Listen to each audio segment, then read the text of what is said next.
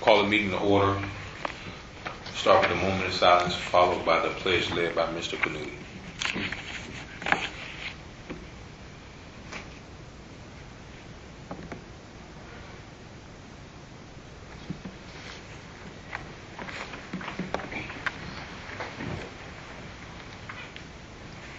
I pledge allegiance to the flag of the United States of America and to the republic for which it stands, one nation, under God, indivisible, with liberty and justice for all.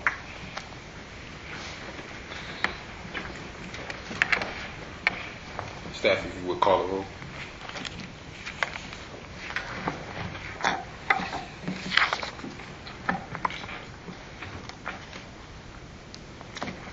Frederick McCoy. Here. Edward Kennedy. Here. Sheriff Booth. Here. Julius Wiggum. Renee James. Here. Marie Davis. Here. Brian Colton. Here. Kimberly Jackson. Arthur Hamilton. Here. Four, Mr. President. Thank you. Any additions or deletions? Good afternoon, Jeff Gagnon, Planning and Zoning Administrator. There is one edit. I made a mistake on the bottom for the next scheduled Planning and Zoning Board meeting. The agenda says October 26th, however the date is October 24th. The next item I want to just mention, it's not a change to this agenda, but it's a new item in general. That's Roman numeral number 4. That's a section for disclosure by board members. It also allows the board to officially adopt the agenda.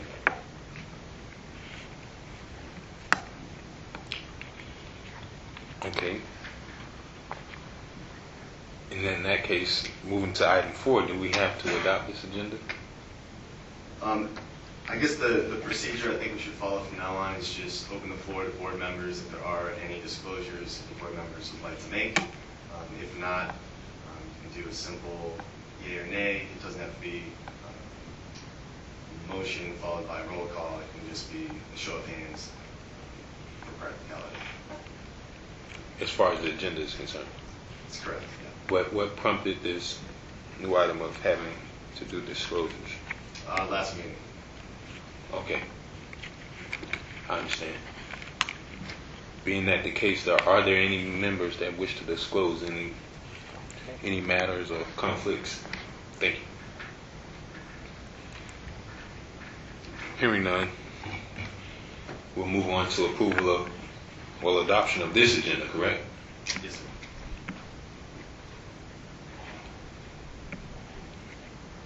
All in support of adoption? Yes? Aye. Opposed? None? Show it adopted unanimously. Moving on to approval of the minutes. Is there a motion? Is there a motion for approval? I move we approve the minutes from the last meeting. Second. Properly moved by Mr. Canuti, second by Ms. Ms. Brooks. Call the roll. Frederick McCoy. Yes. Edward Kennedy. Yes. Sheriff Booth. Yes. Renee James. Yes. Marie Davis. Yes. Brian Colton. Yes.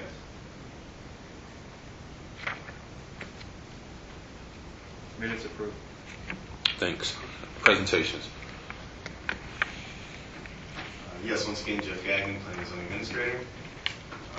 Tonight I wanted to present two items. First, just a refresher for the board members that have been here, and also as a potentially new item for our newer members, just to discuss the conceptual master plan for our Marina District that was approved by our City Council on February 27th. And it went through Planning and Zoning Board, and unanimous approval was granted by the Planning and Zoning Board on February 14th. So this plan I'm going to show you is a conceptual plan. it has already been approved. We're not asking that the board takes any action tonight. It's just really for informational purposes. Following that, I have new elevations of the proposal for the new Newcomb Hall, so I want to share that with the board as well.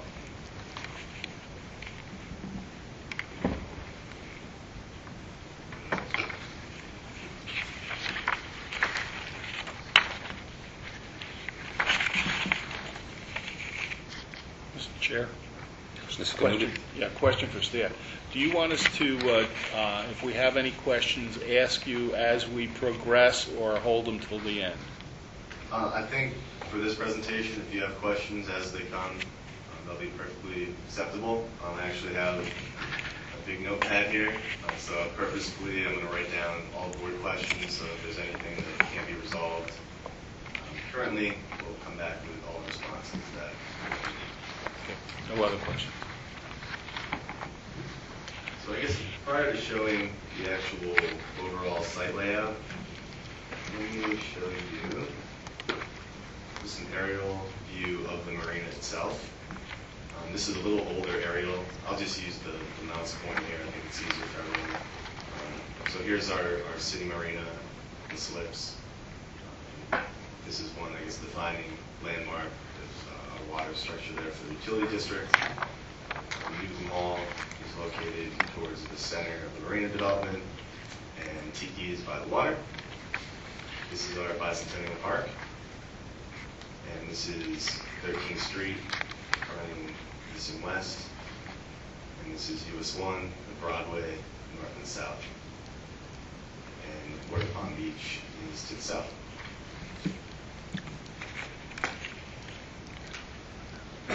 So from that aerial, I'll give you the same orientation. This is the conceptual area for the new Newcomb Hall. The slips, the marina, there's that water feature, the utility district, 13th Street, east and west, and this is Broadway, north and south, and this is Bicentennial Park. So again, what I really want you to focus on are the conceptual studies and interactions in between the different components of this plan. And I'll talk about that more on the elevations for Newcomb Hall and how it relates to other aspects of the plan.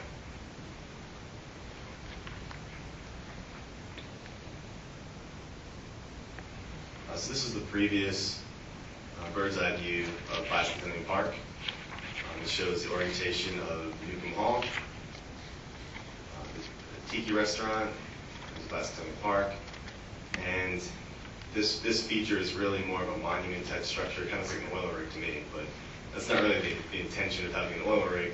We're just looking to show that this is an area of importance. So currently we're looking to do a water feature, a splash pad type area for children to use. So we just really want to try to pull people to this edge of the park. Additionally, there's access points along the waterfront here for canoes, kayaks, paddleboards, other recreational activities.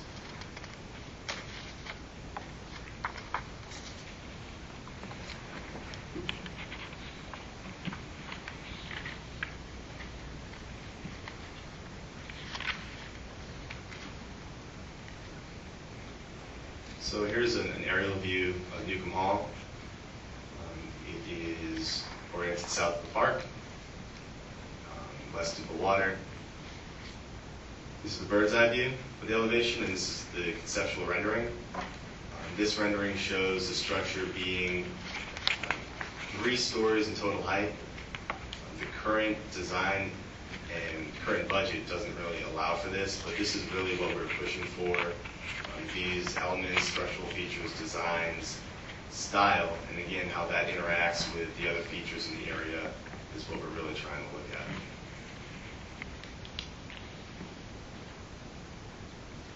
I've kind of already touched on Bicentennial Park, just a zoomed-in version.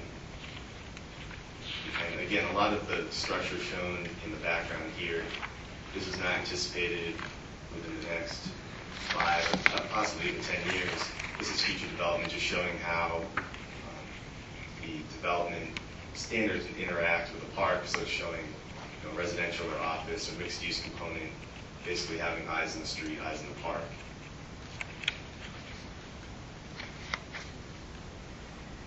Mr. Chair, question. What's the anticipated date for finishing the marina, the water side of the seawall?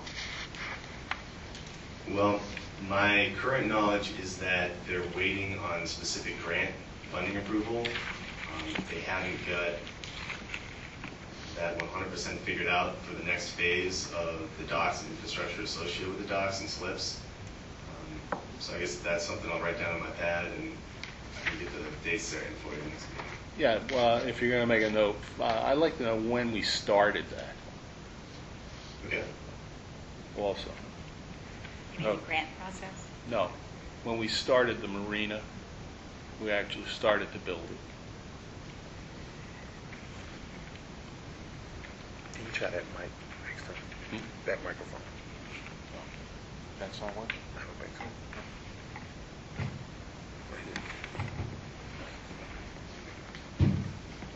No other questions All right. this time? Let me see if I can zoom in slightly here. So this shows the interaction between the wet slips, the marina, and I guess mixed uses along this waterway. I think our next slide shows a different elevation component between the actual promenade, we'll call it, and various step-ups that lead up to the highest elevation, where restaurants, different vendor huts, different interactions, activities will be occurring on top.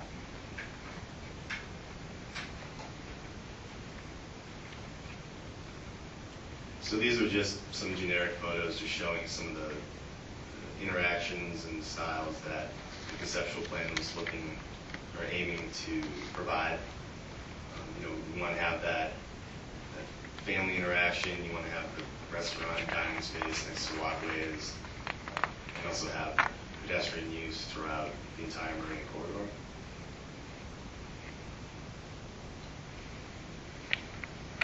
This was the specific elevation that I wanted to focus on just briefly.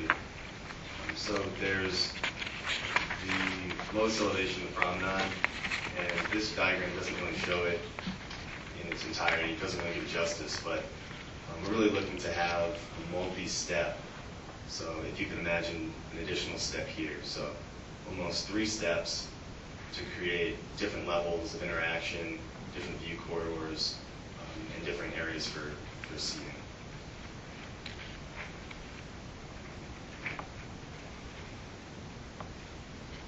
And this is an overall bird's eye view of the conceptual plan. I guess before I go on to the marina, the Newcomb Hall building elevations, does the board have any questions at this point? Just one question, and you probably told me this before, but Bicentennial Park will not be available anymore for like rental like it was previously, or will it still be, sometimes they would rent the park out, but you would have reunions and so forth. So that's going to go away, correct? For clarification, that was Bicentennial Park, not Newcomb Hall, correct? Yeah, Bicentennial Park. Okay. It's my understanding that the same way the municipal beach park is utilized now, where you can reserve gazebos, you can do family gathering, cookouts, picnics, that type of thing. That's how the logistics will work in the same manner where you can reserve prior to and will have designated areas. Okay. I think Ms. Davis has something first. I'm not really great at orientation, so. Speaking to the mic for us. I'm sorry. I'm not really great at orientation here. But I think at one time there was some concern about the boats being able to load and offload, onload and offload at the marina. I guess that would be this. Mr. Canuto, can you see what I'm looking at? Yeah, let me go back a couple slides. So I guess my question is, does that concern at this part of the marina? Because it looks like there are little Yeah, there was actually a lot of, I guess, energy put into making sure that interaction worked. There are currently 2 major drop-off zones for the slips themselves. This new 12th Street corridor actually goes all the way down to the edge of the slips on the south side. So you could actually drop off coolers, supplies, bait and tackle. Anything that you want to load onto a boat, there'll be a loading area here. We still have to work out the actual logistics. We're hoping that there's going to be golf carts or gators, I guess you could call it. But having a staff person be able to really help serve the marina clients, help move coolers or other large items up and down the docks for people. So this was one major access point here.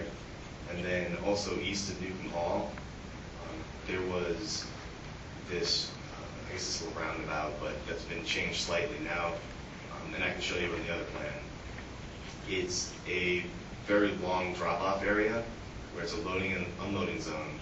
And it's really the closest point to this northern portion of the docks without having the roadway go all the way east and cut along really the pedestrian space, because we wanted to try to have as much functional pedestrian space and leasable restaurant space as possible, but also to counteract that, or the counter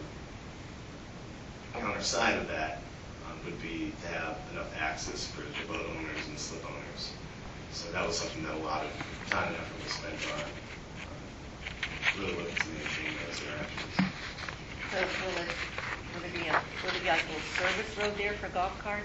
I mean, sort of an odd place where you have the pedestrian walkway and golf carts and... If you can try page 8, I think that's a better view, Jeff. Page 8? Yeah, page 8.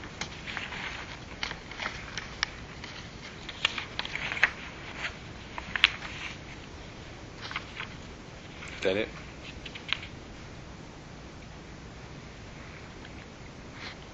Maybe not that one. Try one more. Try 9. Yeah. So I think she's, and correct me if I'm wrong, right there where it says 2C, that area there, that, I guess that's the boardwalk. Yes, Yes. This is the promenade area that goes north and south along the actual slips. So this is Newcomb Hall, and there's a drop-off area behind the restaurant. So that is really the closest northern drop-off point, which is turns out to be about 70 or so feet from the promenade area to that drop-off zone, which isn't right on the promenade area, but again, if we're hoping logistically it'll work out where if you have something that's very large, you would go to the southern portion of the marina, drop off any equipment, coolers, larger items here, and you'd be able to have a staff person be able to assist you with transporting it if you had the farthest slip on the farthest dock.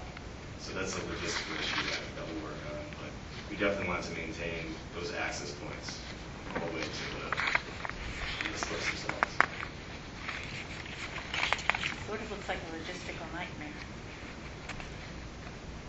It's tricky. Yeah, it sounds like what we're going to have is golf carts running down the promenade where people are walking to unload gear, the way it's described. I mean, I think that doesn't make any sense. The other question I had when you were talking about these multi-levels, is that a result of these new EPA standards for elevations?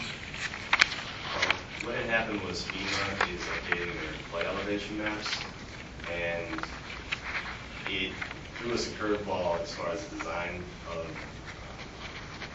really the entire project was concerned. So what that resulted in, this plan doesn't really give you the best visual of that, but part of the way of mitigating that, I guess, seawall requirement and wave-breaking wall was to have that step up. So it was a concept that we already had in the plan. but it was, I guess, further reinforced by the new FEMA requirements. Mr. Colton? You had mentioned currently the budget for the new mall project doesn't allow for 3 stories, but you're pushing for the 3 stories. If I heard correctly, it doesn't. Right. Really. We're at the point right now where dollars and cents are starting to, add up and come to fruition. So the initial conceptual plan, I'll bring it up here again. So the initial conceptual plan proposed really a 3-story Newcomb Hall that had, the 3rd story was a deck that was usable for function space. And we've been working with consultants that are really experts with community space and also experts as far as meeting spaces are concerned, as far as if you wanted to rent out a facility for a wedding. I've been in a couple meetings with this gentleman, and he just has been doing it for a long time and has a really thorough knowledge of what would be too much to really support. Because we want to have this building be grand and a true landmark, and on the flip side, be able to break even. So that's kind of what we're wrestling with currently. But I think the next portion of the presentation shows the different elevations for Newcomb Hall will show that really the concept is still maintained. It's just we lost the floor. My question to that is the budget, when you speak about the budget, where it's not there yet, are you, since you're pushing for those 3 floors, what type of budget is needed, and how will that budget that you don't have yet, will it slow the project down? Do you follow what I'm asking? I think the concept originally was 3 floors. After the numbers have started to really be worked, I think there's a better understanding now that we can really only do 2 stories, 2 floors. I don't know if that was the second half of the question. Related to the budget, what happened to the $23 million that the CRA raised? I thought that was funding some of this. You're correct. Most of it. It's infrastructure, use of the park, Newcomb Hall. Because this elevation in Newcomb Hall is totally different than the one that we saw had approved a while ago. That was by, I can't remember the name of the company, but like some initials, 3 something. A totally different look.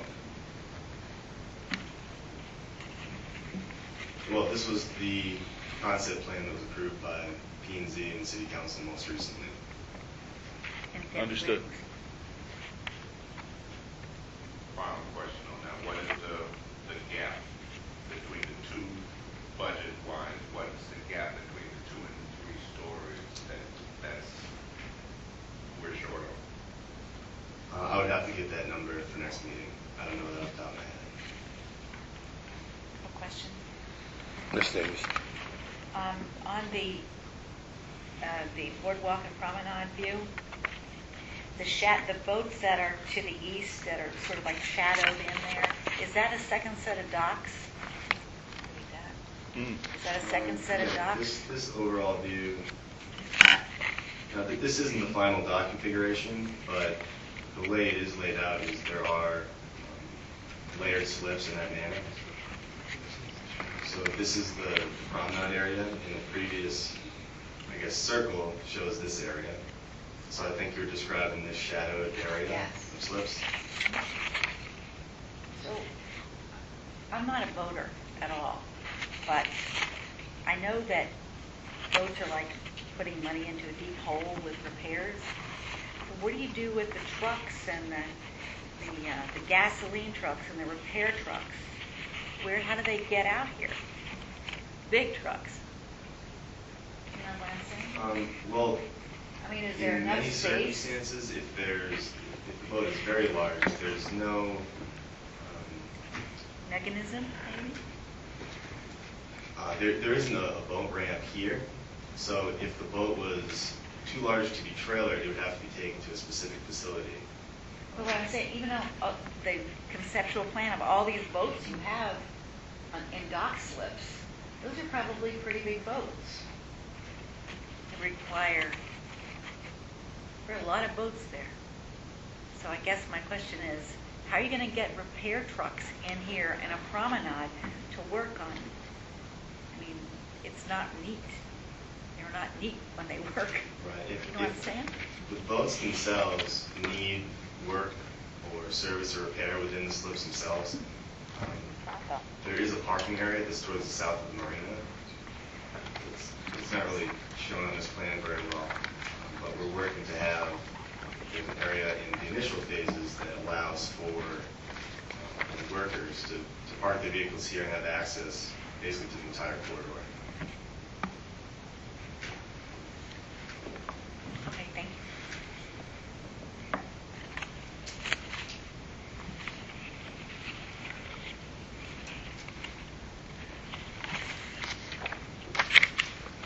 Can I proceed? If you will. Okay.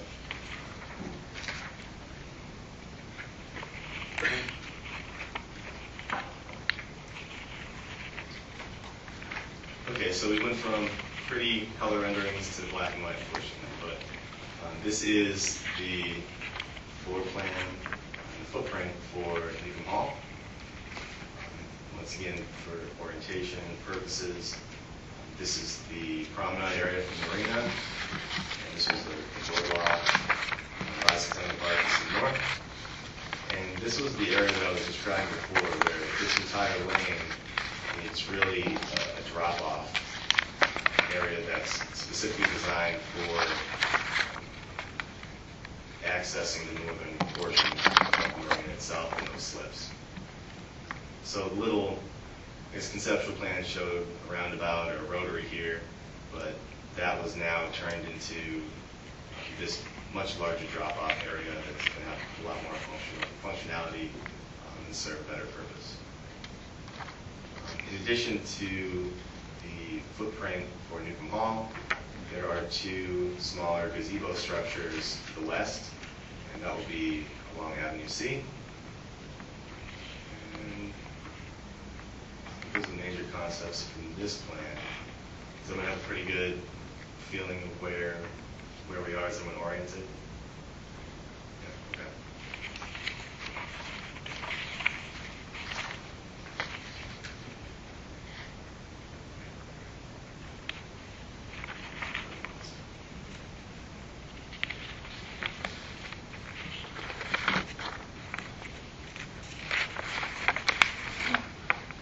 Okay, so here are 4 elevations. I'll have more zoomed in versions further on the presentation. But this is the view from the south towards the top of the screen. So I guess in comparison to the previous rendering of the 3-story structure, it holds a lot of the same concepts and components of having that rooftop deck that's usable. You're going to have a lot of eyes throughout the area itself. You'll be able to look onto Bicentennial Park. So if there's an event within the park, you could have VIP seating up top. There's space inside for gatherings, whether that's a family reunion, whether that's a wedding. Additionally, there'll be some small amount of retail space and also restaurant and cafe use.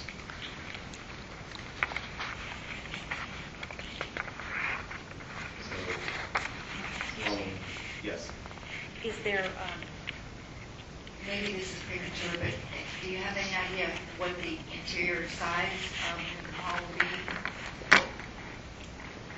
Oh, I should know that like the back of my hand.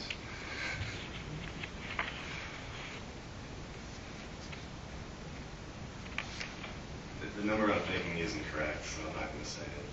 I want to. I need to get back to you. I don't want to mistake this with me.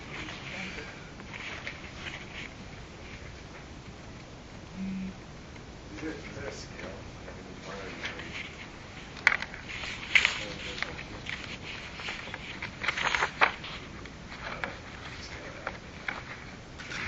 We'll definitely get that information. I should have that right now. Sorry.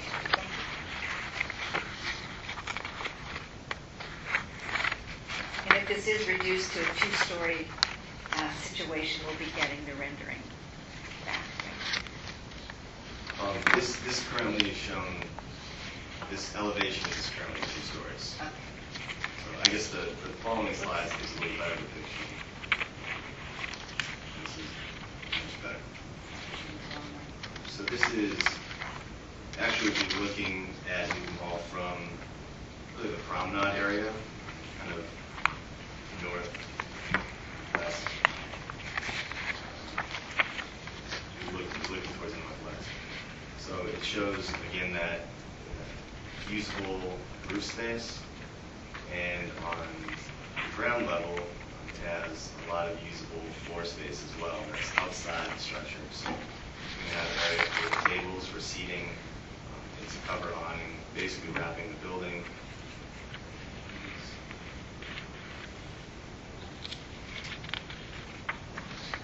This is the view from Bicentennial Park. So you can see this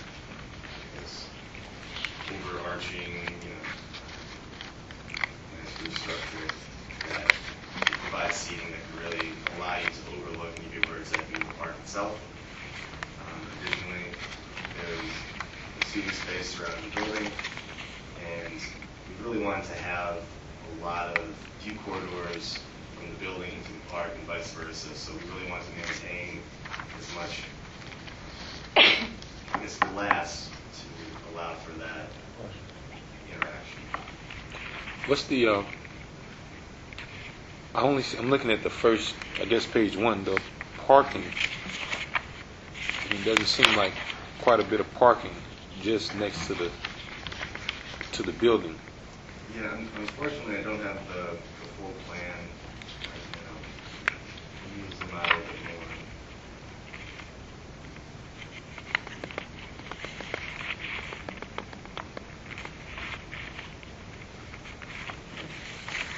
So this is only really the zoomed in view for Newcomb Hall itself. So there'll be additional parking directly south. Really, all of the areas south of this will be parking for the initial phases. So there will be some parking that's very close to Newcomb Hall. Also parking that's very close to Bicentennial Park.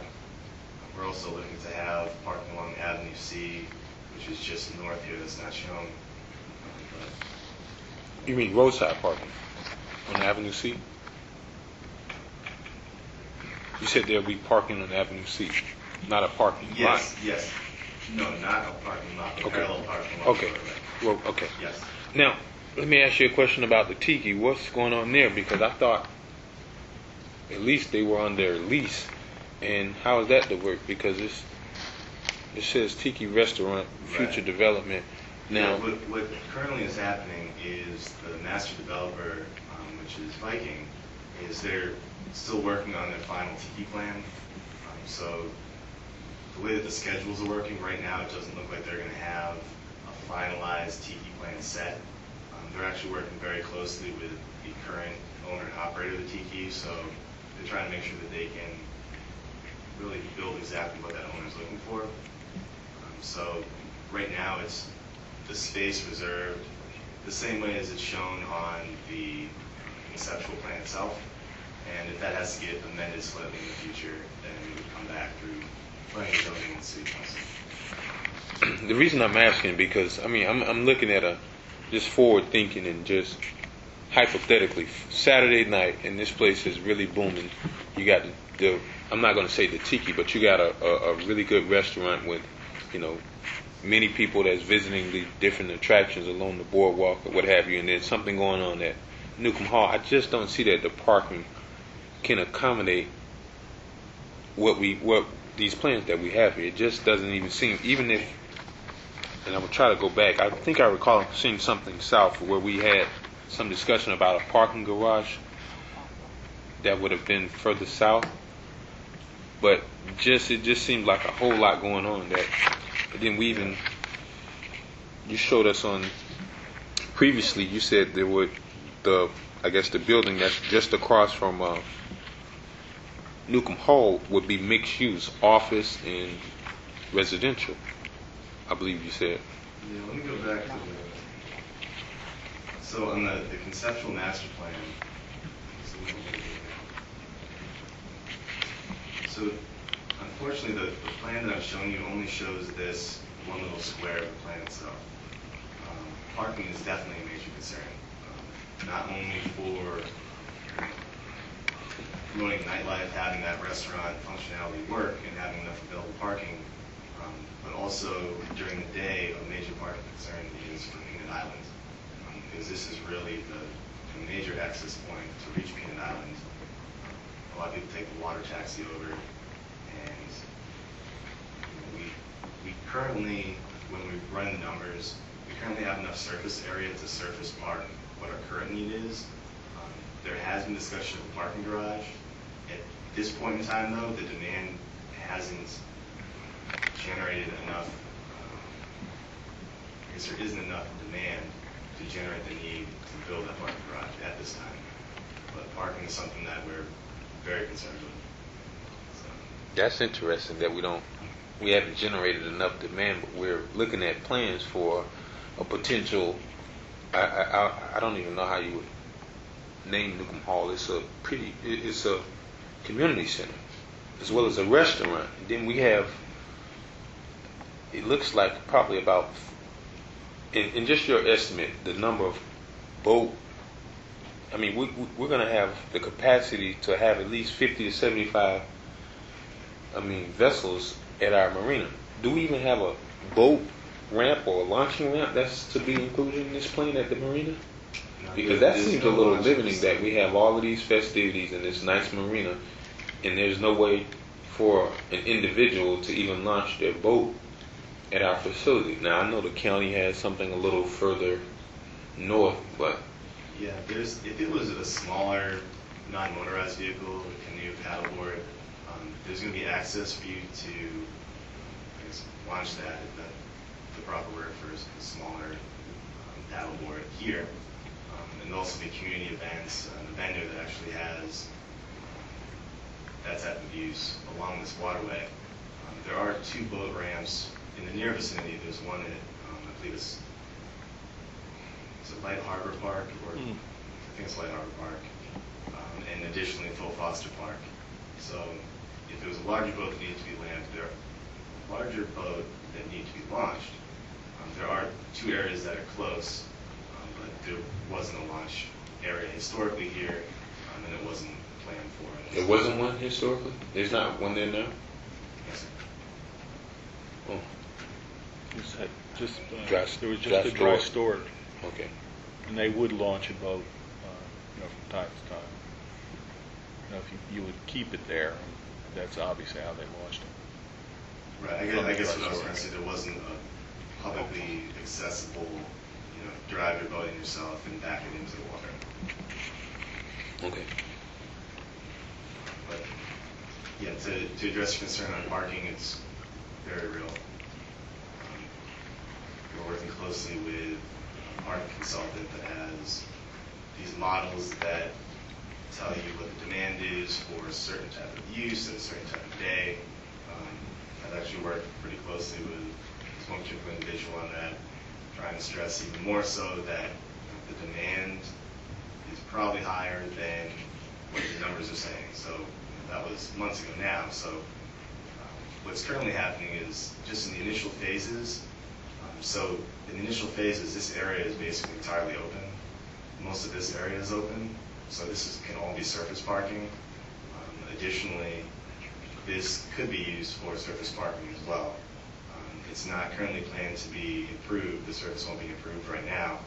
But if it had to be used for overflow parking, it could. So really, Prior to development of those. Right.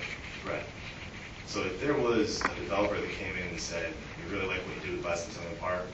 We're going to build, a 4-story mixed-use building here," at that point, or if there was something that spurred on more development that created even more trip generation, that required even more parking, I think that's going to be the breaking point that's going to have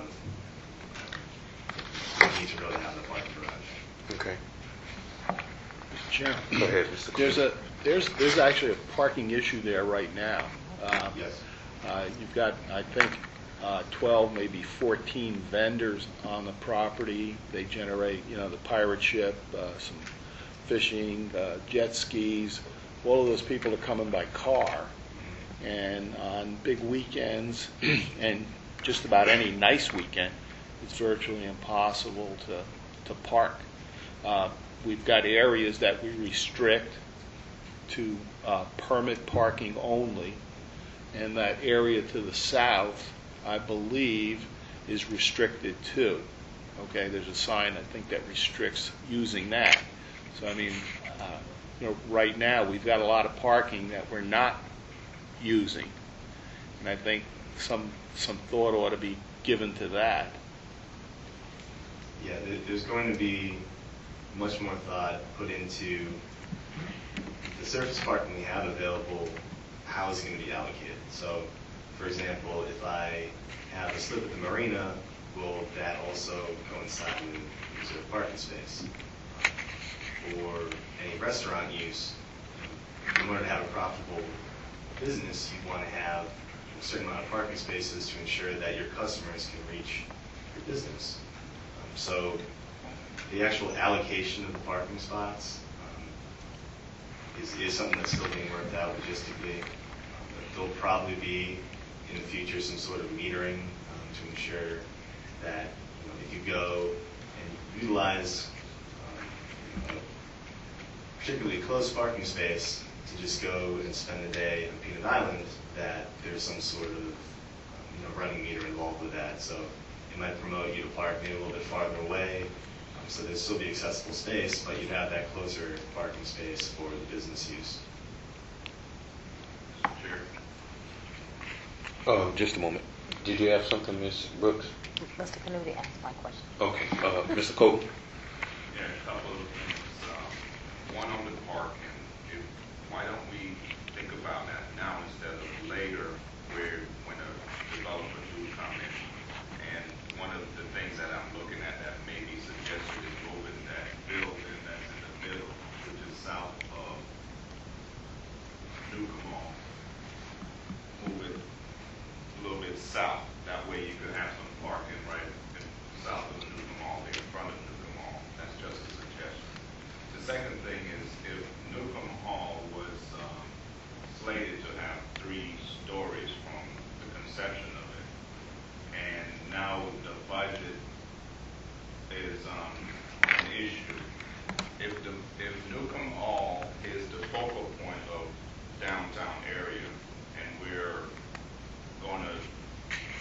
can't meet that 3-story criteria that we were looking at, what else will we cut back on later on? If we may be cutting back on the 3 stories down to a 2-story on Newcomb Mall. Wouldn't we want to build Newcomb Mall as that focal point as it first came about? I'll talk about, let me talk about your first question first, and maybe your second question second. In the initial phase of the development, this proposed building, this is still conceptual, so this is all going to be surface parking. And as further development comes in, that'll dictate the proximity of a parking garage. And if this is developed in this manner, there's extremely high likelihood that you'll need a parking garage. And that's going to be per city code requirements. For every square foot of space, it's a certain amount of parking that's required. So in the initial phase, this will be open for parking. You had an additional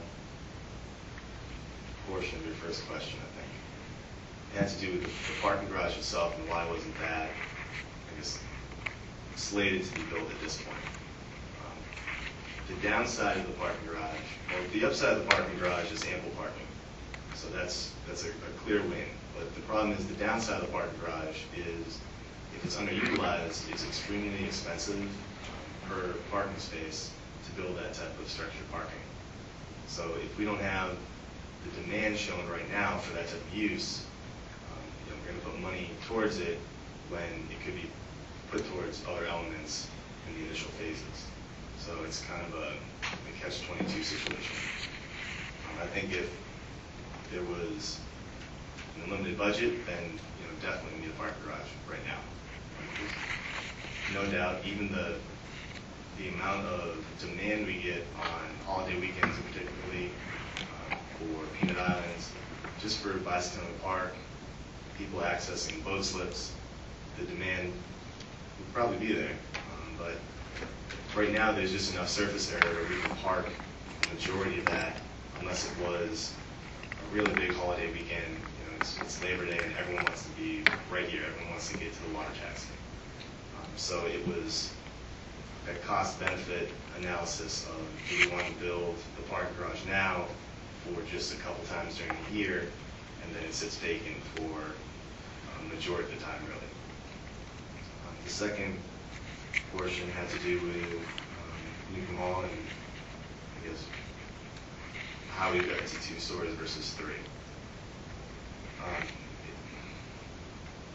It really comes down to, how is the building going to function, and is the demand for the building going to pay for the maintenance of the building?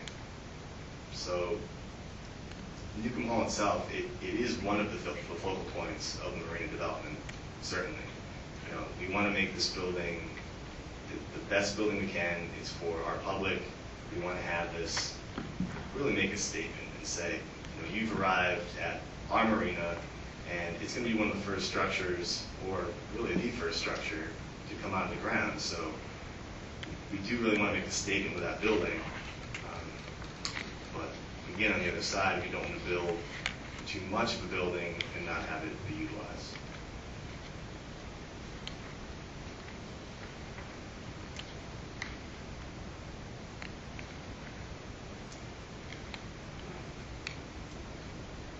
Is there any other comments? If you have more, you can continue. I think I just have a few more.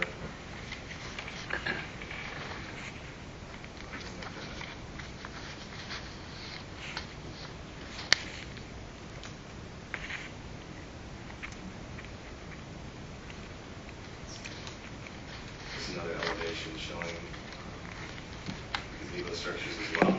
So this would be avenue C in front of the building. Gazebos, this would be, I guess, going back to this first question on how is this actually going to be used. Now, this is both the park and then other elements of the plan where this space can be reserved for different family functions and gatherings, community events. So this is kind of like the entrance into the mall itself. And then in the background is not very glamorous, but it's just a bathroom facility. So that's what that building is. It will also function as storage for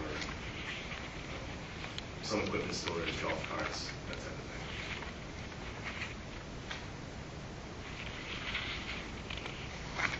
And this view just kind of shows the rooftop deck a little bit more. I really think that will be a nice space. We're going to try to really work to make sure that there's enough shade provided, whether that means some sort of shade sail similar to what we already have at the Municipal Beach Park, but to really make sure that this space is usable throughout the day and at night as well. That's my last slide. Now, hasn't it been determined that the city would not be operating the marina? It would be a private company as far as the operations? It's been proposed. I don't think it's been determined at this point. Okay. Okay. Any other questions on the presentation? One question about Newcomb Hall. You said you mentioned break-even point a number of times. I thought that there was a restriction on the original grant that there could be no businesses in there. Yeah, what happened Private was, businesses. The loan that the CRA originally obtained had specific restrictions on it, but through time that was reworked, and now it's not an issue. Before, there was some conflict between whether or not Newcomb Hall could be within the park itself, whether or not there could be any sort of, third-party operation of the facility within the park. Newcomb Hall is is outside of the park. I think the original plan that you mentioned earlier today that actually did show about half of Newcomb Hall within the park itself. So since it's been taken outside of Bicentennial Park and the language was modified, it's no longer an issue. Okay, good. Thank you. Mr. Hamilton? Thank you. What will be the occupancy level for Newcomb Hall, 2-story and 3-story? Proposed. The discussion was we wanted to make sure that the function space could hold about 300 to 350 people. And that is on the ground floor function space.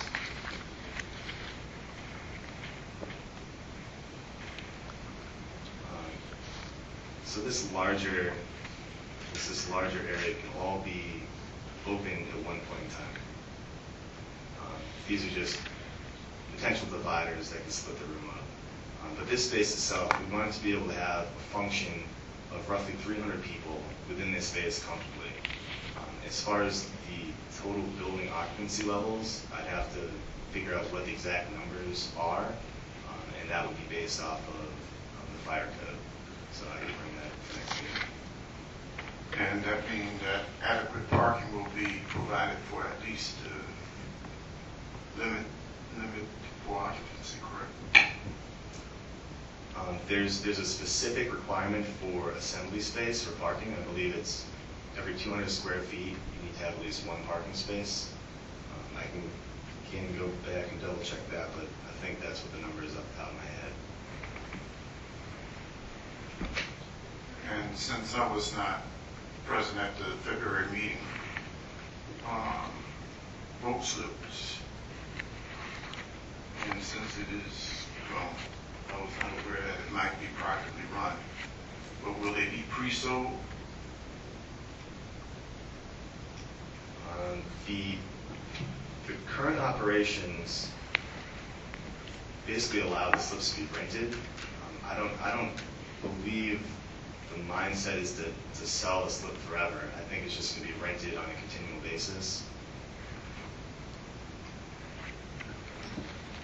Does that mean there's minimum 75% rental capacity and maintain profitability as far as the marina concerned?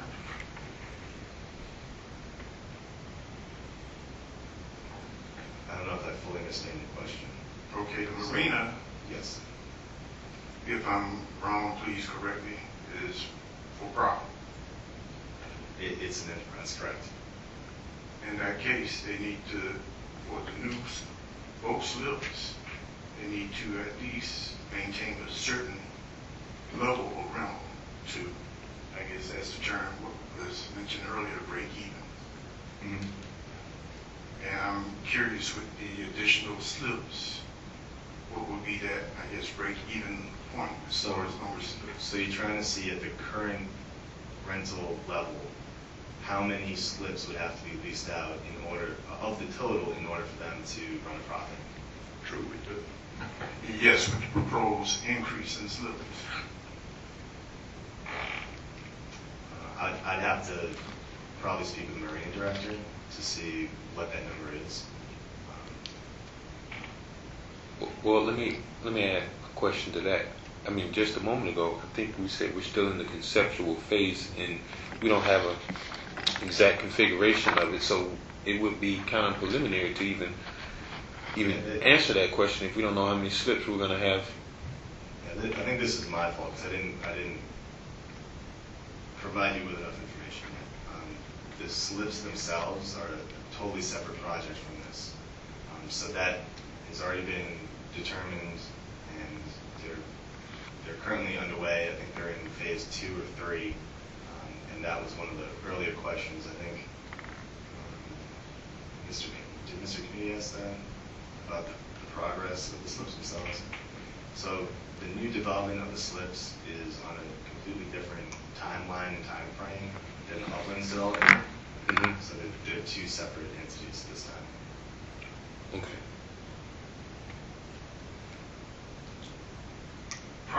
approximately, for this particular project, what would be the number of required employees?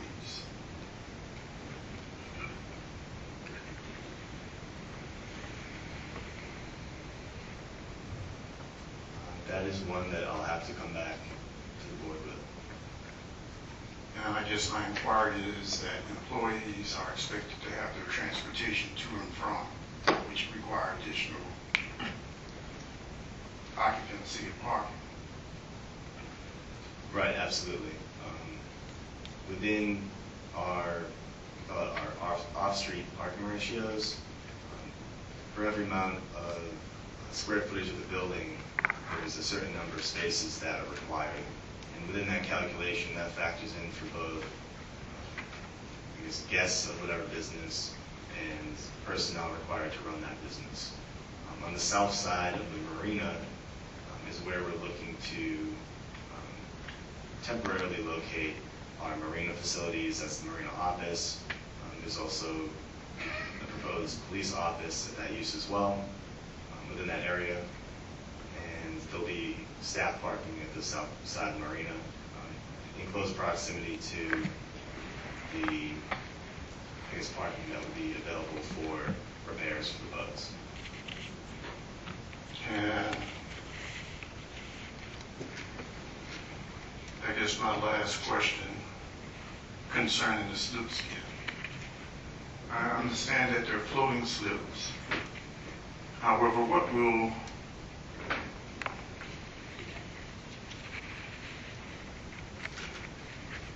what's the, and this probably was disclosed in February,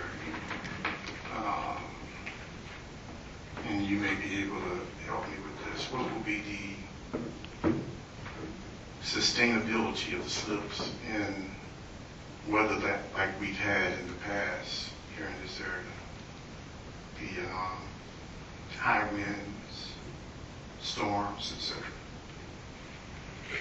Yeah, I don't know the technical details as far as how the slips are built. I do remember there was a pretty long process as far as determining what type of dock structure that the city wanted to choose. I think that's something that when I talk to the Marine Director, I can get that information as well.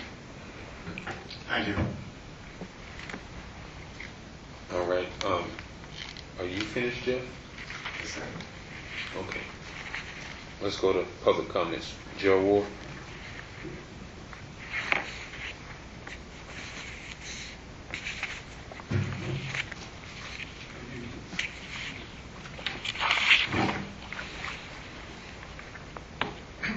I've given Gerald Ward, 2135 Broadway. I've given the staff 10 copies of a handout, which is your requirements.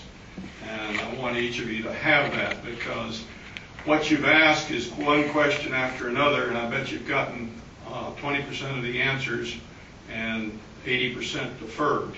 So this particular section of the city code was developed back in the 1983 era, and it's the requirements that they are obligated to provide you with details. You're sitting here with a piece of a deck of cards, so the Planning and Zoning Administrator has it at this point in time, but you need to read the review package that you are obligated to be able to look at. Furthermore, this particular project requires site plan review. That's shown in there also. But section 31422B1G also says it's a special exception. And that gives you a whole page and a half of more criteria, which are right on line with your questions. Mr. Canuti, Ms. Davis, Mr. Hamilton all asked questions that you should have had the data to answer these. When I look around the room, where is the applicant?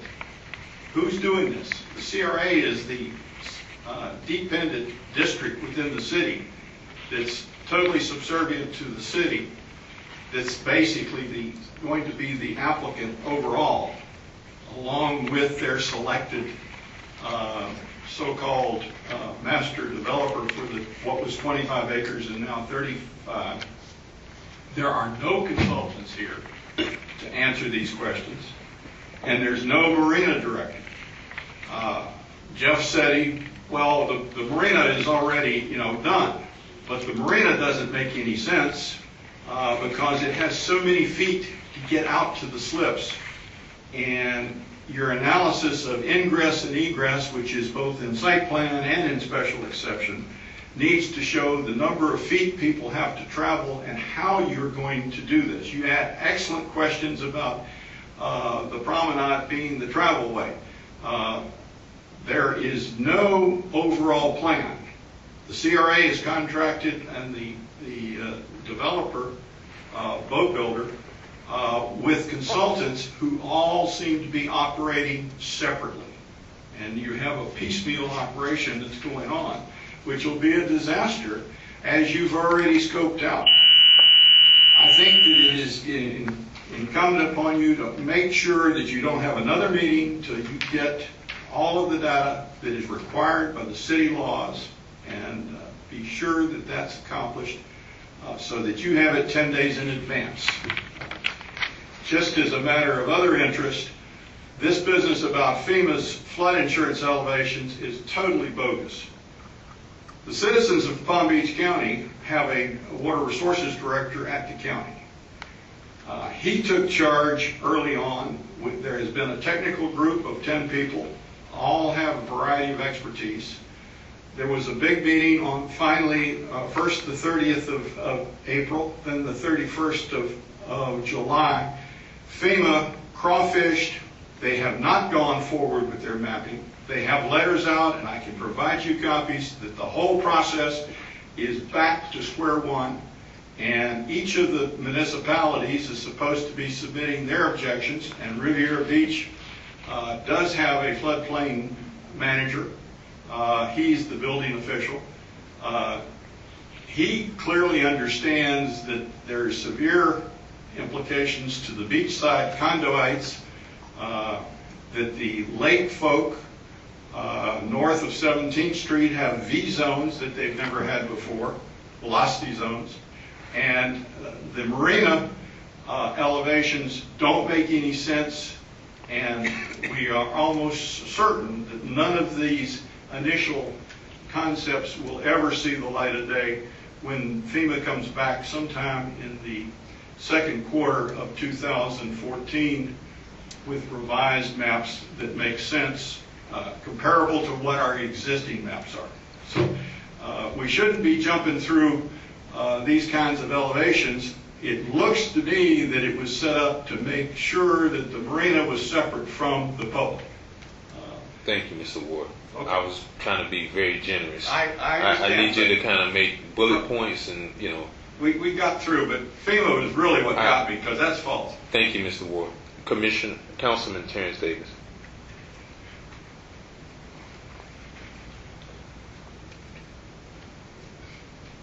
Good evening. Good evening. Terrence Davis, City of Riviera Beach resident, 420 West 31st Street.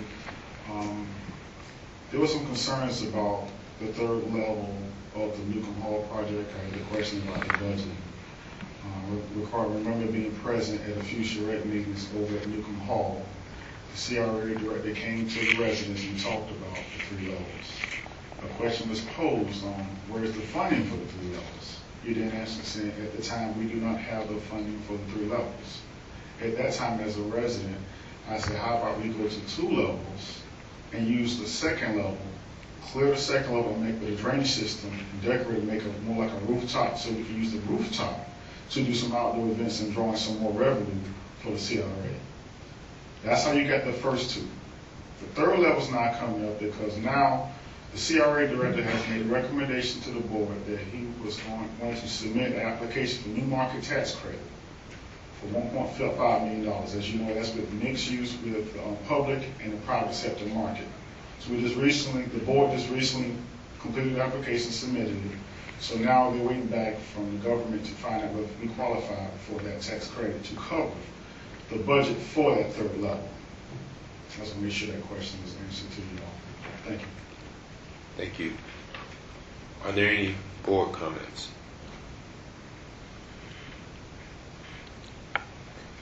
No board comments?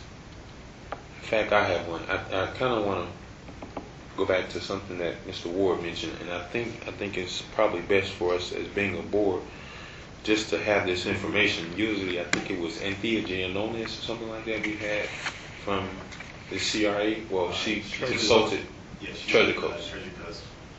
And then we had Scott Evans from the CRA. Yes, he's the planning director. Just where are we at in this timeline of things? Because, you know, it's probably good. I know some questions that came up. I'm trying to posture myself that I don't ask you questions that aren't planning related. And I've noticed that we've gotten in the culture and the posture of asking some questions that you can't possibly expect, you know, our planning and zoning administrator to know, but, you know, just quite naturally, you know, inquiring minds want to know. But some of those questions aren't really germane. And, you know, by all means, I want you to kind of, you know, find out whatever it is that you need to make an informed decision. But some of them aren't really relevant to planning per se. But is it possible, I mean, and I kind of want to understand the timeline going forward of this conceptual master plan. Where are we at as far as, I know budgeting was mentioned, we're in the design phase. I mean, do we have a timeline of a proposed timeline? Simply because I am interested in having those stakeholders like the master developer and the CRA folks and some of those other parties that'll be involved. I mean, not so much I would say the tiki person because that's further down the line, but just as far as going forward, the operational plan to, you know, get this marina project moving. I mean, I want to see all of them come give us a presentation on exactly how it is.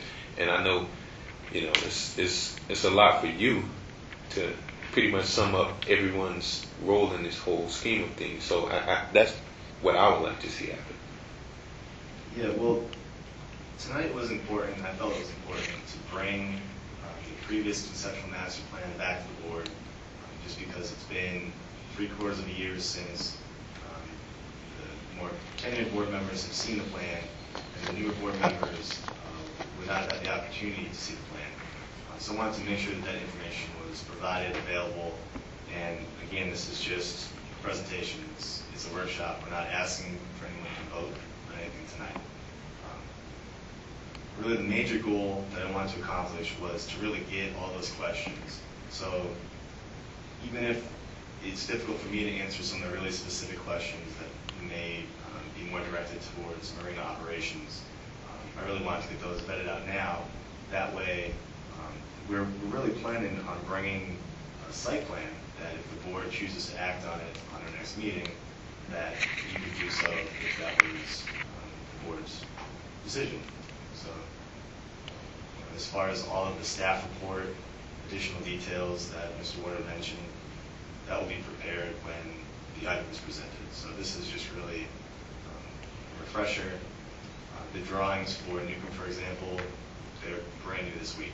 So as we have the information, we want to just present it to the board for information purposes.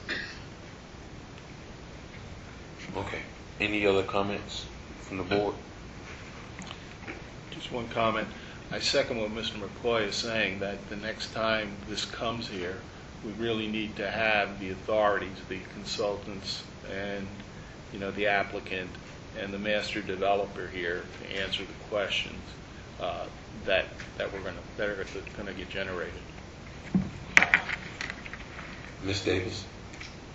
After us, you know, we had a lot of questions about this conceptual plan, so now we've gone from a conceptual plan that we have a lot of questions about to possibly seeing site plan next month. Well, the conceptual plan I wanted to show you because that it was previously approved, and the site plan is going to be based off the elements within the conceptual plan. So it's a preview to a finalized drawing that we'll bring to you. I don't want to say finalized, but an item that if the board chooses to approve and suggest approval to the city council, they could at the next meeting. And I really wanted to try and get people thinking about it again, because it's been months. So.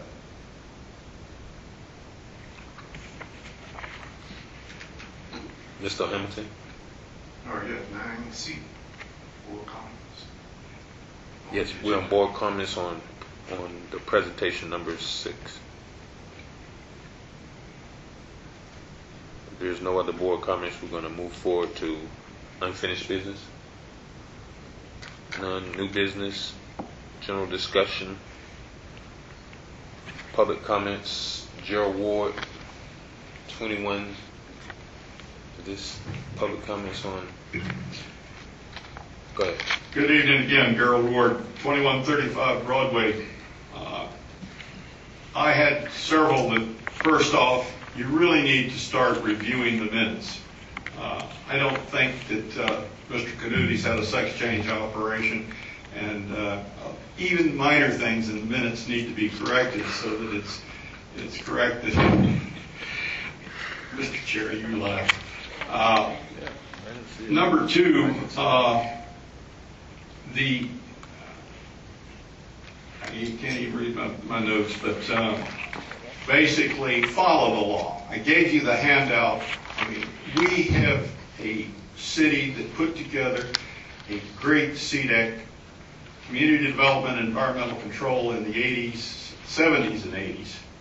And we had 2 and 3, up to 6 applications a month coming through. People were encouraged to come to Riviera Beach. 1996, we've gone down where I made comment to Jeff, he doesn't have authority to cancel a meeting because you have an obligation to have 1 meeting a month. And there are a lot of things that you could do according to your requirements in Divisions 27, and each of you needs to review what your charge is there. You need written staff evaluations on everything. You need the cons and the pros, so then you can say, oh, I agree with it's good, or I disagree, and go at it. The Phase 2 app that Mr. Canuti rephrased, all of a sudden they realized they didn't have the money when they started Phase 2 in June, Mr. Canuti, of this year. That's when the man that just left got a contract. He got a change order to delay in July or August. Now that's really bad when we have to pay a contractor to stop work. The Tiki, it's off the water. It is not the same concept. It is a river house concept devised by Canadians who think that our weather requires it to be more of a closed structure. And if you look at each one of these pretty pictures, you see many of them have open air dining. Well, let me tell you, we have rain showers, we have blowing winds, we have cold.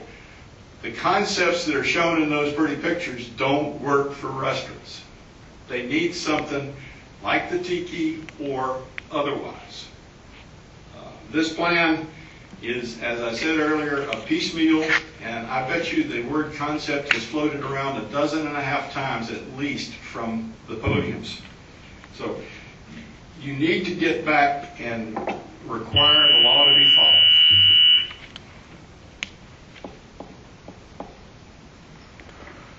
Any correspondence? Board comments, general board comments. Go ahead, Mr. Hamilton. Thank you, Chair. At the approval of the agenda, there was disclosure by board members indicated. And I need a point of clarification as for all board members that may be voting on particular items brought before it.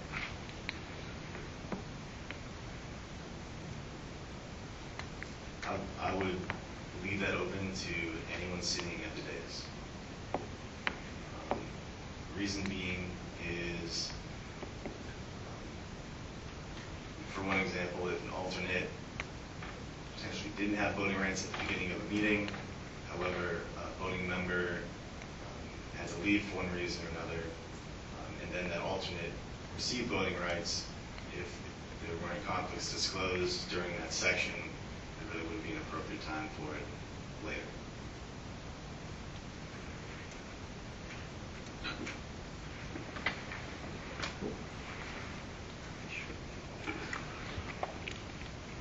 So you're saying that just in case all disclosure should be indicated at that time? Yes, sir. All right, any other comments? Yes. These meetings are to be generally advertised to the public. Well, depending on the specific item, there's specific state laws and city laws and regulations that govern the type of notification and advertisement. For this meeting, for example, we didn't have an item to be voted on, but the information was provided a week in advance, and we also have it available on our website. In addition to that, we have a community mailing list where any resident that's interested in receiving the packet through email receives the packet as well. So on those particular dates that are not regularly scheduled, public should be notified.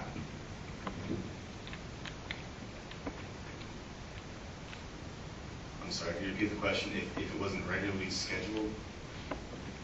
I was given a notebook that showed 12 regular scheduled meetings, one each month. On those meeting dates that are not regularly scheduled, should the public be notified?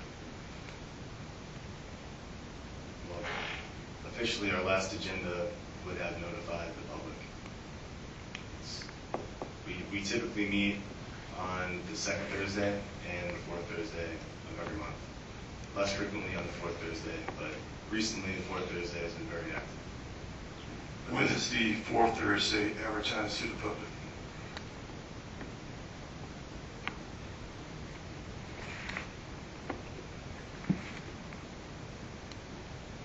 Every meeting is presented, the agenda is released at least a week in advance. It's placed online. Additionally, the Palm Beach Post does have a meetings date section. It doesn't provide information about the meeting itself, but it is a public notification that the meeting exists. So the last meeting was in the post, you're saying? The last meeting date, what the Palm Beach Post does, just as a courtesy for municipalities, is they will list upcoming meeting dates. So it'll say that the Planning and Zoning Board meets on the second Thursday, or the second Thursday, or the fourth Thursday, but it won't provide specific information about the meeting itself.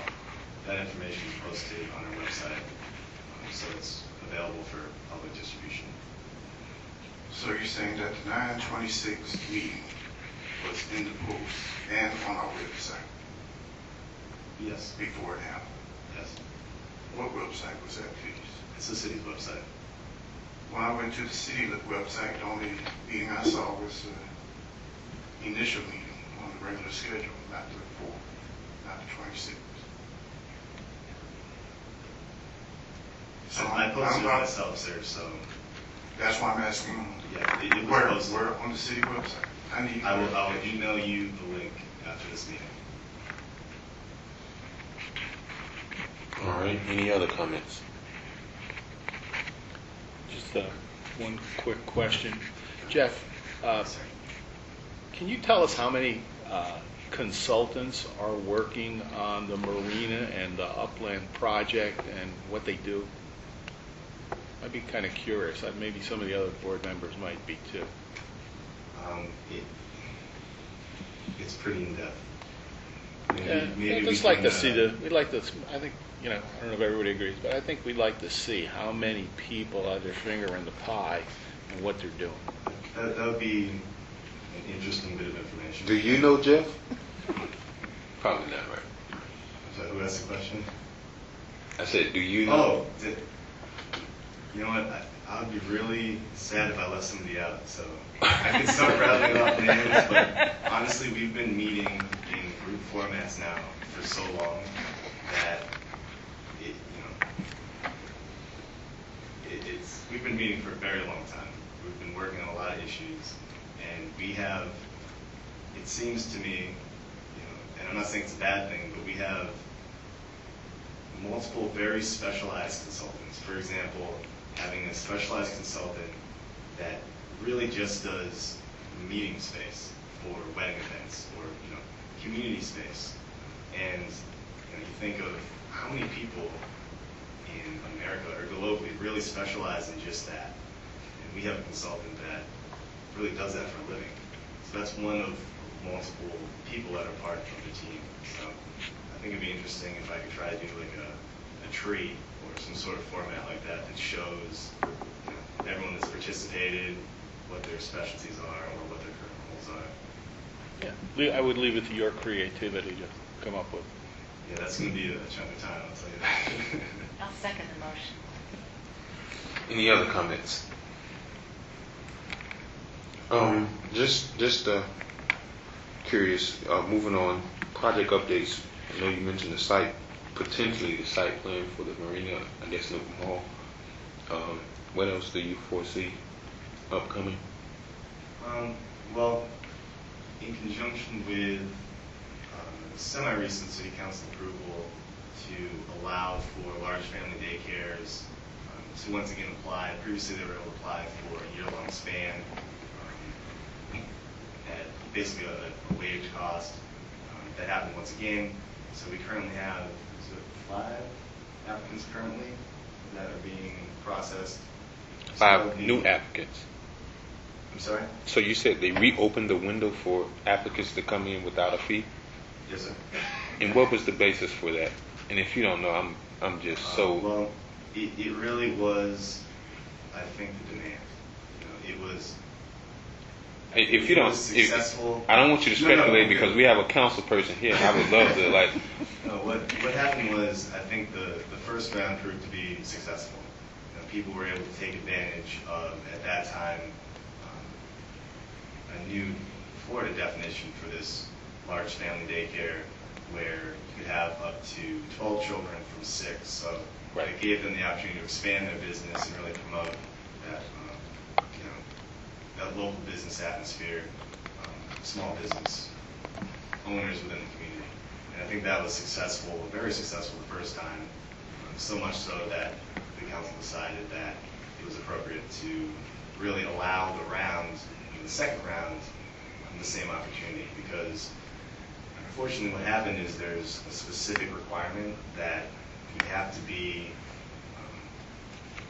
open and functioning as a family daycare for 2 years prior to being able to be eligible for the large family daycare designation. And that's per the state statute? Yes, that's both the state statute and the city actually mirrored those requirements within our city code of ordinances. That's interesting. Yeah, so there was that time limitation. So for some people that were close and just missed that window, they just missed that window. So. But Jeff, I'm gonna be quite candid with you. The reason I'm asking is because, well, I actually had no clue that was coming back up. But since you mentioned it, I recall, I think someone bringing it up. How can we possibly do this again? How can we possibly allow these family daycares to come in when we don't give the same consideration for these adult daycares? And you guys remember the problem we had with the adult daycares maybe the beginning of this year and last year just here. And I was like, well, that makes a whole lot of sense. So the council has taken the authority to, which in by all means they do have the authority to decide that they wanted to waive the fees for the family, to increase the family daycares, but they wouldn't even entertain that for adult family daycares. So I was like curious why, what was the reasoning for that? Simply because, when that crew came to the planning and zoning meeting, I was really curious why, it was such a big issue. And then just a couple months later, council decided to open up, anyone that had currently a 6-child occupancy, they can increase it to 12, and that's exactly what this adult daycare wanted to do. They wanted to increase, I think, from 5 to 10, and I even took out of my schedule, and my boss is there sitting behind you, and he knows that I went and met with these folks. I'm like, well, that seems like a good idea. Then we got here, and there was a lot of things that were taken out of context. Some facts were not included, so I kind of just wanted to step away. But I find it interesting that here we are again going down that same road, and I'm thinking, well, how can we do something for one business that promotes, that take care of our residents just as much as those kids, and we can't even give them the same consideration?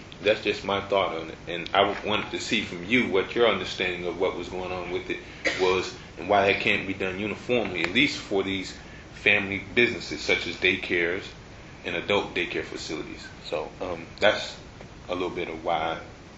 The other, I guess, new procedure that has been enacted is actually a deferred payment procedure where specific business uses, actually both that you just mentioned, both daycares and assisted living facilities that fall under the special exception purview of the zoning code and require that special exception review. The council also approved a new ordinance that allows them to pay incrementally. So it's not as much of a burden for the applicant to try to upfront a cost all at once. So that was one. Pay incrementally for the site plan? For the special exception. Right, to go through the special exception process and get approval through the What city. is the cost for the special exception process for that? Because I don't think that was clear. The total cost, there is,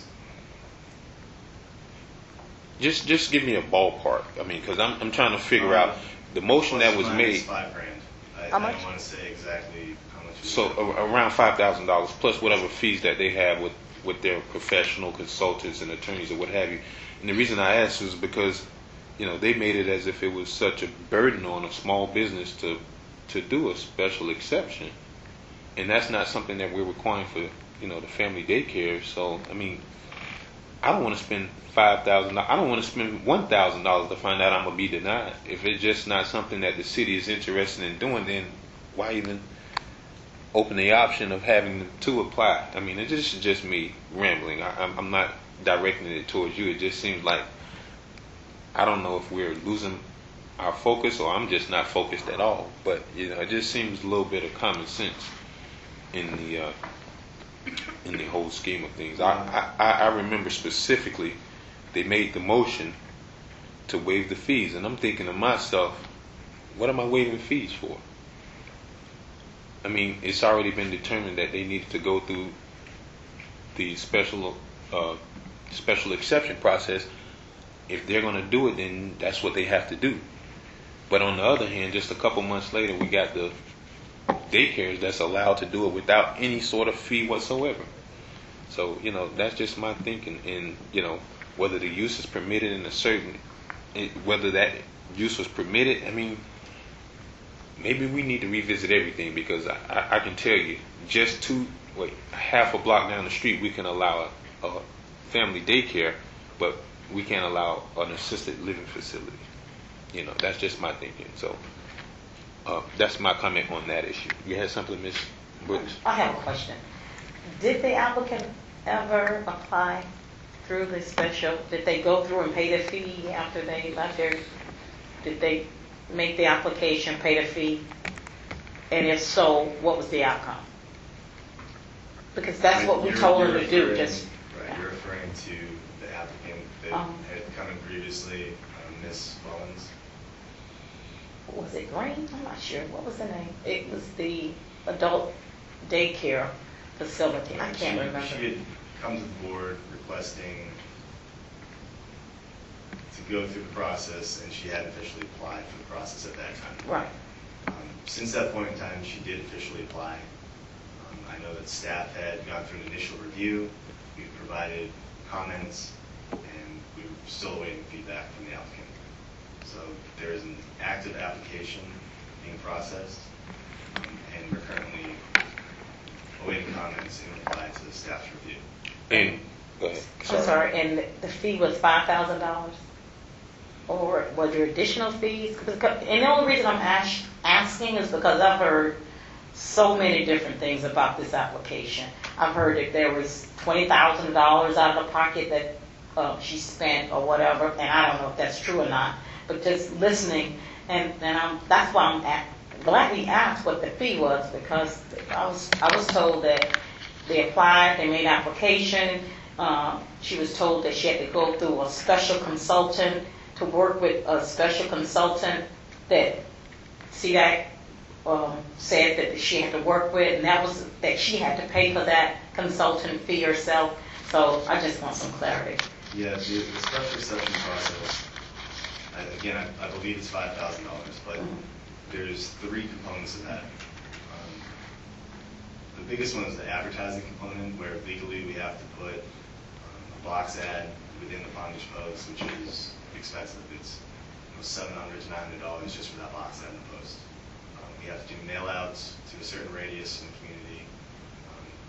And then also there's the site plan review and then the special exception review process itself.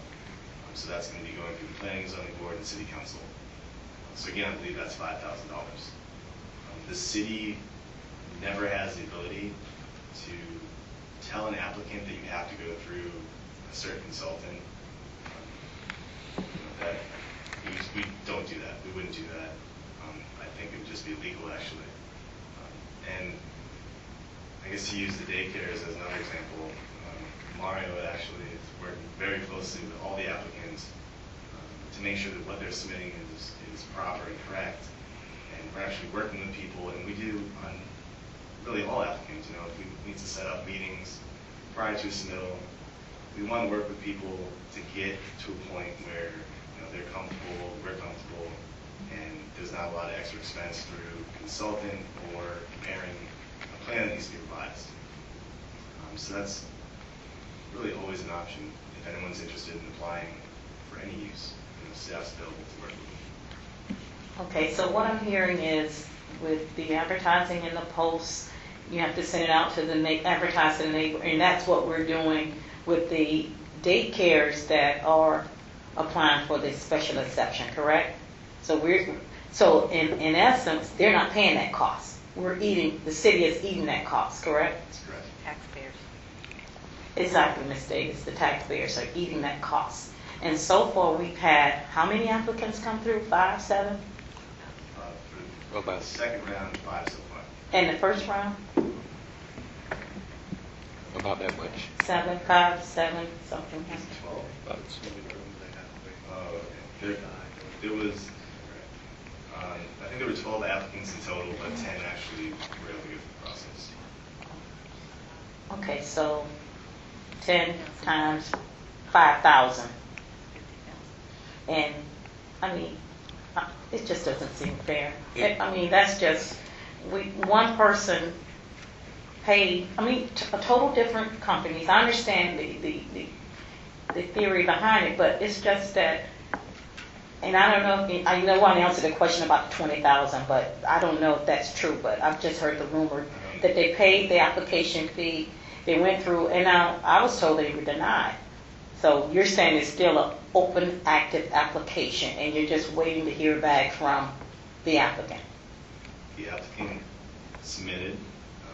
It was, I believe, the first round of comments went back to the applicant, and it's actually been, I'd say, at least 2 months since staff submitted comments, and we haven't received a response at this time. Okay, thank you. I don't want to make it about a specific application or a specific applicant. I'm just curious to understand what the city has developed as a system, as their processes, for addressing these type situations. In such, I'm curious, is it different for the special exception for the daycare than it is for the assisted living facility as far as the price is concerned? Well, there's specific prices set in our fee schedule, and any use that requires a special exception review and approval, it's a straight across the board. So any use that falls within that special exception category would be responsible for paying the same fee. Okay. Well, let me ask you about for last month. I think I missed the last meeting we had on the 26th, I believe, for Century Systems. Now, the text change amendment that they went back and did again, what was the price for that? Because I think I might have brung it up, and I don't think it was clear. Then I think someone might have referenced that that's something that the community development director sets for the text change amendment. Since I think the motion schedule, there's a cost associated with the text change amendment. there is. Absolutely. I think that the last round, however, was such a minimal change. I think as a courtesy, there was an additional fee for this most recent one. But I think this was the third round, and the first two times there was a fee involved. Where they were denied, where are they at? Are they going to the council next agenda? Planning and Zoning Board recommended denial of the language of the text amendment. It is really at the applicant's purview if they would like to go to City Council. I believe at this time they are looking to go to City Council. I just don't know the specific date at this time. Okay. Mr. Colton. I would just like to recommend the staff, I think the confusion on the email, the last time I looked at the email, it had in it where I read a meeting was canceled. I went back and within that cancellation, at the bottom it says another meeting would be, remembering correctly.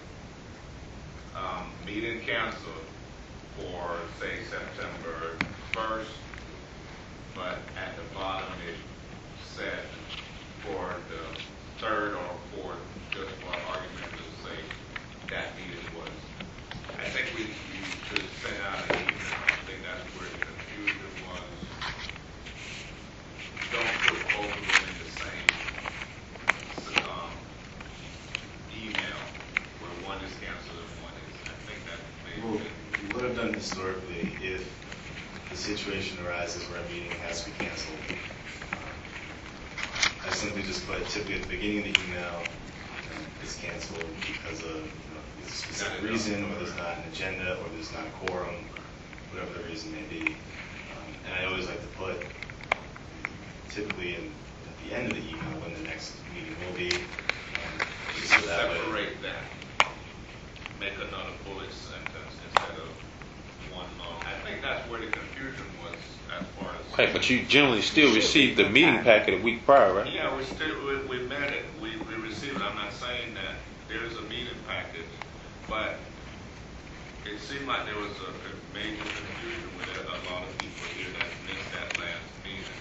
And I'm thinking if that was the reason, because I know it was that reason for me. Okay. Mr. Chair.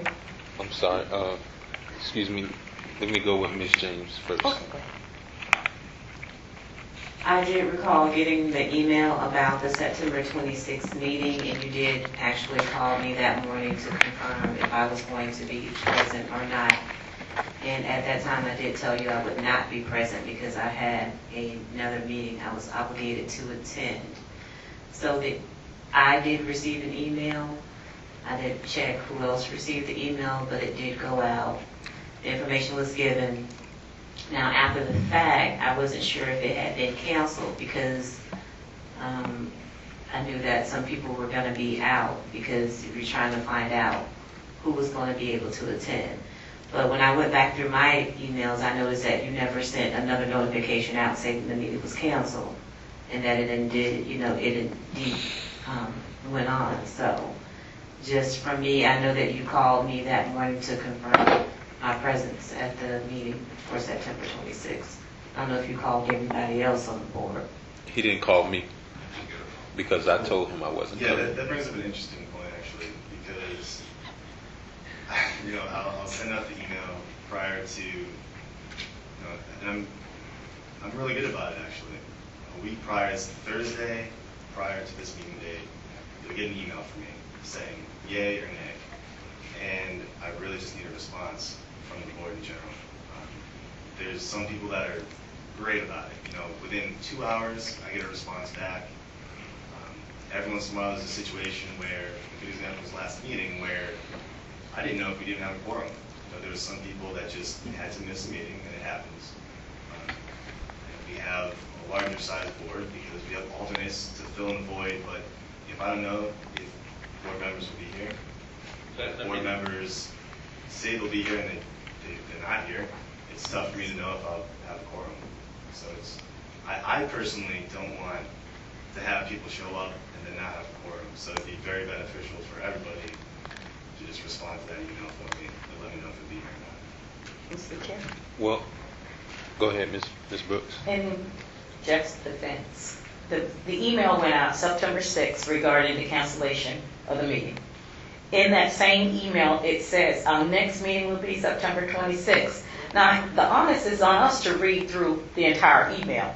I mean, why do we have to send a separate email saying the next meeting is September 26th? It's on us to read the email, to read all the way through the email, to be sure that it is. Now, the second email went out on the 19th of September saying September 26th meeting, the agenda is attached.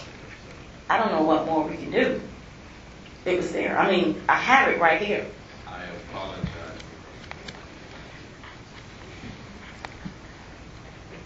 Did you have a comment, Mr. Hamilton? Yes, I did. I understand it would be courtesy to let the staff know that people would be attending or not. However, regulations called if we were going to be absent. Regulation called to let the chair know, chair of the board know. I understand that the chair may not want that type of notification. I think he expressed that at an earlier meeting, but that's something that I think the board need to address to be in compliance. All right, any other comments? I move to adjourn. Second.